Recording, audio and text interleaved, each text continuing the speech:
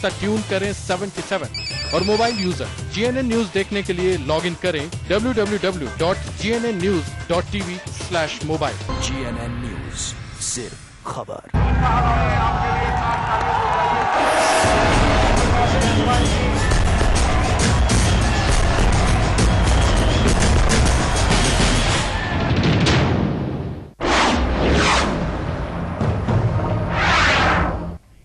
तो ब्रेक के बाद आपका एक बार फिर से स्वागत है हमारी इस खास पेशकश में। मुख्यमंत्री कौन? चुनाव होने हैं उत्तर प्रदेश में और चुनाव से पहले वादों की झड़ी लगा दी गई है। तमाम बड़े बड़े दावे और वादे किए जा रहे हैं, लेकिन इन्हीं दावे और वादों में एक मुद्दा ऐसा है जो सभी पार्टियों की, सभी नेताओं की नजरों में तो आया, लेकिन किसी ने इस मुद्दे को नहीं उठाया। मौतों का सवाल है। मौतों पर सियासत तो की जाती है, लेकिन इन्हें रोकने के लिए वाकई में कोई कभी कारगर कदम उठाया गया? इसे सोचने के लिए हमें दिमाग घुमाना पड़ेगा, जोर लगाना पड़ेगा, क्योंकि यही हकीकत हमारे देश की है, यही हकीकत राज्य की है और उत्तर प्रदेश में भी यही कुछ देखने को मिल रहा है। लगातार मौतें हो रही हैं, लेकिन कोई कारगर कदम नहीं उठाया जा रहा। 2009 के बाद तो सरकार की बेरुखी का आलम यह था कि एक तरफ लोगों की मौत का आंकड़ा बढ़ता जा रहा था और सरकार ने बजट में कटौती कर दी। लोगों को मौत के मुंह में धकेलने का काम किया जा रहा था। यदि मेडिकल कॉलेज में मरीजों के लिए पहले ही मुकम्मल इंतजाम नहीं थे, ऊपर से बजट में भी कटौती कर दी गई, जिससे लोगों पर मुसीबतों का पहाड़ टूट पड़ा।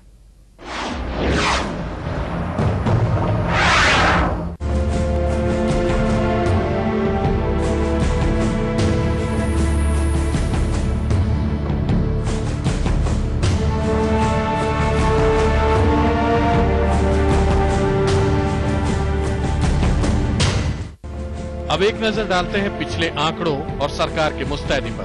2009 से पहले तक इस बीमारी की गंभीरता का आलम यह था कि लगभग हर हफ्ते एक बच्चे की जिंदगी ये बीमारी छीन रही थी।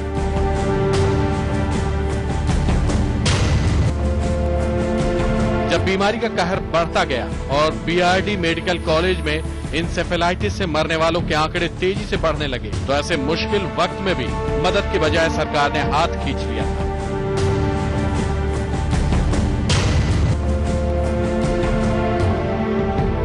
उस वक्त इंसेफेलाइटिस के उपचार के लिए डॉक्टर्स और पैरामेडिकल स्टाफ को मिलाकर कुल 135 कर्मचारी तैनात थे, जो बाद में सरकारी मदद के अभाव में घटकर महज 36 की तादाद में बचे। साल 2009 में मेडिकल कॉलेज के जिस एपिडेमिक वार्ड के लिए लगभग 6 करोड़ रुपए मिले थे, उसी एपिडेमिक वार्ड को 2010 में संकट की घड़ी में महज 63 लाख रुपए मिले। हैरानी की बात तो ये है कि इतने बजट में ही डॉक्टर सहित 36 कर्मचारियों का साल भर तक खर्च उठाना था, जिसमें पैरामेडिकल स्टाफ भी शामिल था। उन सबका वेतन इसी बजट में शामिल था।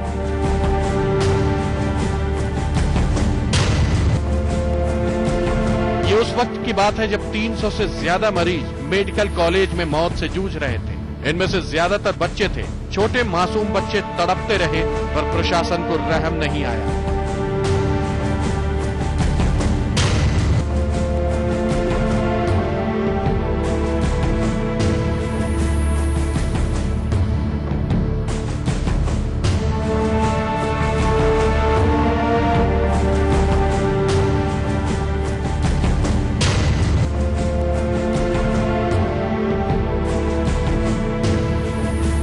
इंसानियत के नाते मामले की गंभीरता को देखते हुए डॉक्टरों और कर्मचारियों ने 12 से 14 घंटे तक काम किया, पर सरकार मौन रही।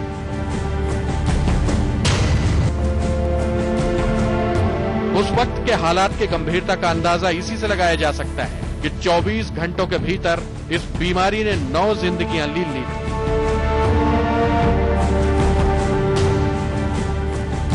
Bureau report, GNN news.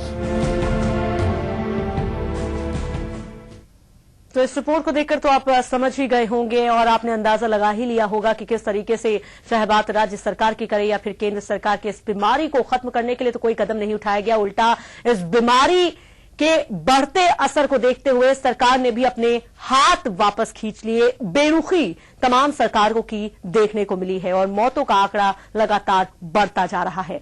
Rajneesh हमारे साथ न्यूज रूम से जुड़े हुए हैं। रजनीश, रिपोर्ट में हमने दिखाया कि किस तरीके से जब जरूरत थी तब सरकार की तरफ से कोई मदद करने के बजाय उल्टा सरकार ने बेरुखी दिखाई, जिसका असर ये हुआ कि जो आंकड़े मौत के थे वो और ज्यादा बढ़ गए।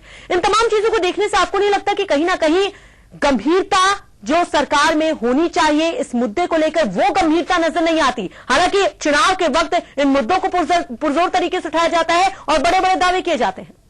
बिल्कुल, अगर गंभीरता की बात करें तो सरकार से गंभीरता इस चीज में होती है कि कैसे आरक्षणगत राजनीति की जाए जिससे हमारा वोट बैंक बढ़े।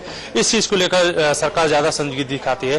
गोरखपुर की अगर बीमारी की बात करें, दिमागी बुखार का, तो वहां ऐसी स्थिति है नेहा कि अगर अस्पताल में एक बेड की बात करें तो एक बेड पे 4-5 मरीज रखे जाते हैं और उसी में इलाज किया जाता है। उसमें से शायद कुछ बचते हैं, कुछ चले जाते हैं। अभी मैं अगर रिकॉर्ड बताऊं 2005 में 2500 लोगों की मौत हो गई थी। और फिर अब 2011 की बात करें तो गोरखपुर में 200 से ज्यादा मौतें हो चुकी हैं। और उसके बाद हम गोंडा की बात करें, वहां पे लगभग 100 से 150 लोगों की मौत हो चुकी है। महाराजगंज की बात करें, वहां 300 का आंकड़ा पार हो चुका है।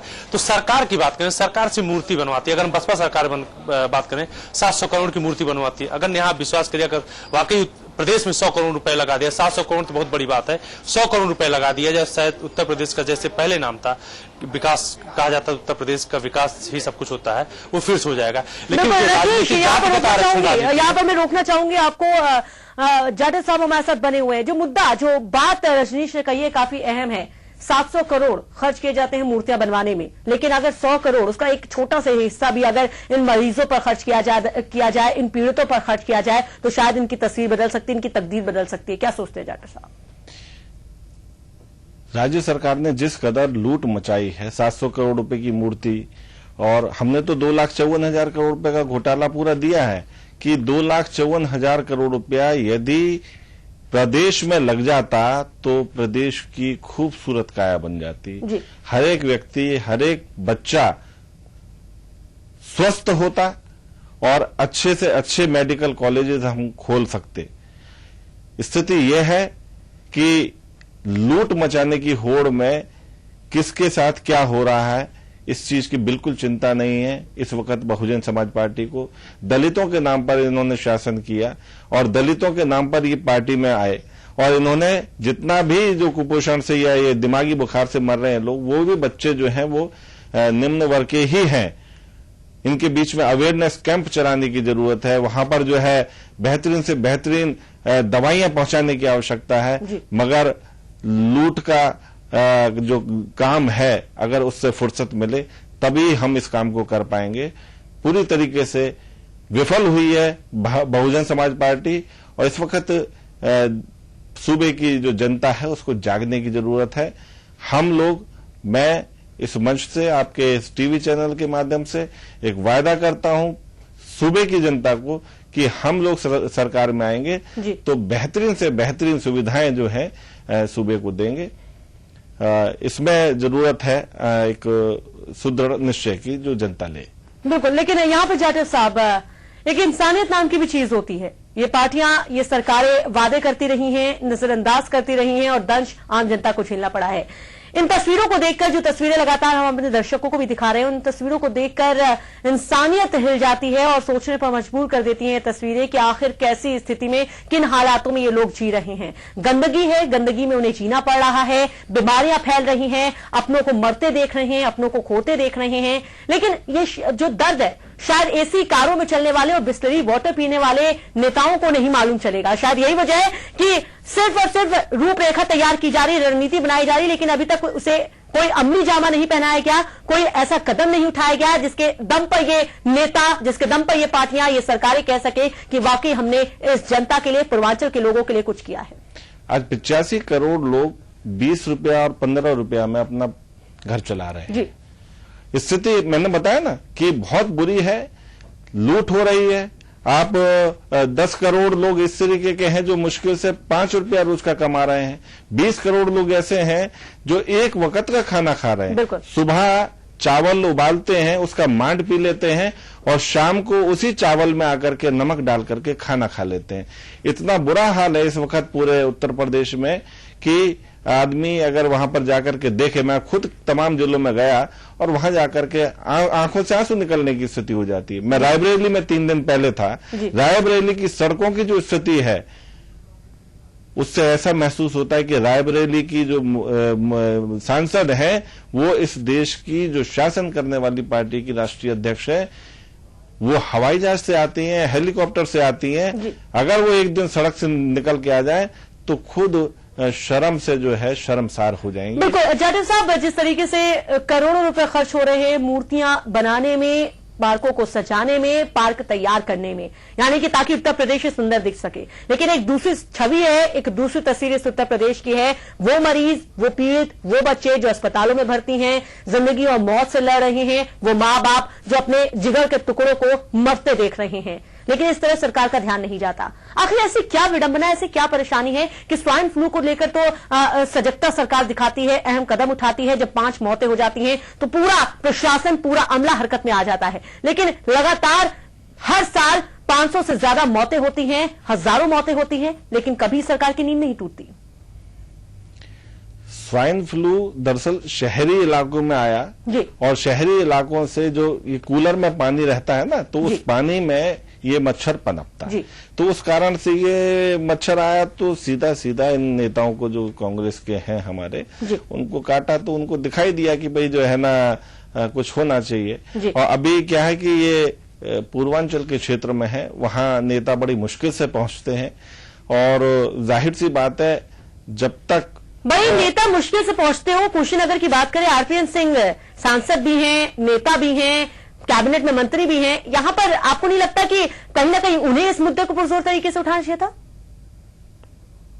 योगी आदित्यनाथ जी ने उठाया, आपने खुद कहा कि योगी आदित्यनाथ जी ने उठाया, उन्हें फुर्सत कहाँ है दूसरी चीजों से, दूसरी तरीके के जो है ना घोटालों से, वो कहाँ, मैंने बताया ना कि जहां सूबे की मुखिया जो है रायबरेली से सांसद हैं, वो सड़कों की स्थिति सुधार नहीं पा रही, तो वो जो वहां के सांसद हैं वो कहां से जो है ना ये व्यवस्थाएं अपना सुचारू कर पाएंगे? उन्हें कोई फुर्सत नहीं, वो क्षेत्र में कोई नहीं जाता है। सब हम लोगों ने जा करके देखा है, कोई सांसद, किसी तरीके का सत्तारूढ़ सांसद विधायक जो है वो अपने क्षेत्र में जाकर के कोई काम नहीं कर रहे हैं। लेकिन जाटव साहब, कांग्रेस का तो कहना है कि राहुल गांधी जो हैं वो आम जनता के नेता हैं, आम जनता की परेशानियों को समझते हैं, लेकिन कभी ऐसे इलाकों में नहीं गए जहां पर मच्छर से बीमारी फैलती है, जहां पर बीमारी फैलने के बाद अस्पताल में जगह नहीं मिलती, जमीन पर सोना पड़ता है, इलाज के लिए डॉक्टर नहीं होते, अंत में लोगों को अपनी जिंदगी भी गंवा देनी पड़ती है। ऐसे लोगों से कभी मिलने नहीं गए राहुल गांधी? राहुल जी जाते हैं, साथ में अपने लिए और अपने स्टाफ के लिए मच्छरदानी लेकर के जाते हैं। जी। मैंने कई जगहों पर देखा, मैंने मालूम किया कि भाई वो काहे में सोए थे जी, तो उन्होंने कहा मच्छरदानी थी। मैं, तुम्हारे घर में तो कोई मच्छरदानी नहीं है, तो उन्होंने कहा वो मच्छरदानी पीछे से लेकर के आए थे।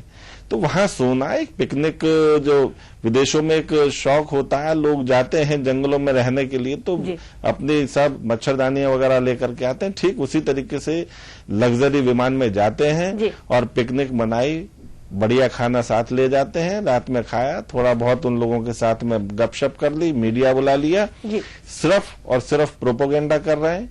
कहीं कोई योजना नहीं है। पिछले 64 वर्ष में इस देश की स्थिति गंभीर से गंभीर कर दी है। हर 5 साल के अंदर गरीब कम नहीं होता, बल्कि 10-12 करोड़ बढ़ जाता है। बिल्कुल सही कहा जाटव साहब आपने कि राहुल गांधी जनता के बीच निकले हुए एक नेता हैं, आम इंसानों के नेता हैं, आम जनता के नेता हैं, लेकिन हाईटेक नेता हैं। उनकी तमाम चीजों को देखकर यह अंदाजा लगाया जा सकता है। ये तो मैंने नहीं कहा कि ये आम जनता के नेता हैं जी, हम जनता के ऊपर थोपे हुए नेता हैं। कांग्रेस का कहना है कि जो कांग्रेस के युवराज राहुल गांधी है वो जनता के बीच निकले नेता हैं, वो जनता की परेशानियों को समझते हैं और ये वजह की पदयात्रा पर भी निकलते हैं। कांग्रेस का काम एक ही है, भ्रमित करना, इसके अलावा कुछ नहीं है। आप सूबे में जाकर के लोगों से पूछें जी, तो राहुल गांधी जी के बारे में जानकारी मिलेगी। वो किसी भी सूरत में जनता के पसंदीदा नेता नहीं है। हाँ, एक परिवार के साथ में जुड़े हुए होने के कारण लोग एक बार देखते हैं कि ये लोग शक्ल सूरत से दिखते कैसे हैं, क्योंकि ये क्षेत्र में कभी आते तो है नहीं, चुनावी समर में आते हैं, तो रैलियों में जब ये पहुंचते हैं तो सिर्फ ये लोग जो है देखने जाते हैं कि भाई ये कैसे शक्ल सूरत कैसी है, बस इसके अलावा इनके पास में और कुछ नहीं है। कोई जनता का नेता नहीं है, सिर्फ और सिर्फ। चलिए जाटव साहब, जनता के नेता नहीं है राहुल गांधी और एक नया चेहरा लोगों को दिखता है। जब खेतों में ये चेहरा पहुंचता है तो भीड़ जुट जाती है। लेकिन बीजेपी की बात करें तो बीजेपी में तो ऐसा कोई भी चेहरा नहीं है जिसे बीजेपी के नेता, बीजेपी के कार्यकर्ता ये कह सके कि हाँ, ये हमारा चेहरा है और ये जनता का नेता है। यहां पर सवाल ये भी उठता है, बीजेपी का नेता या बीजेपी का चेहरा जी। हम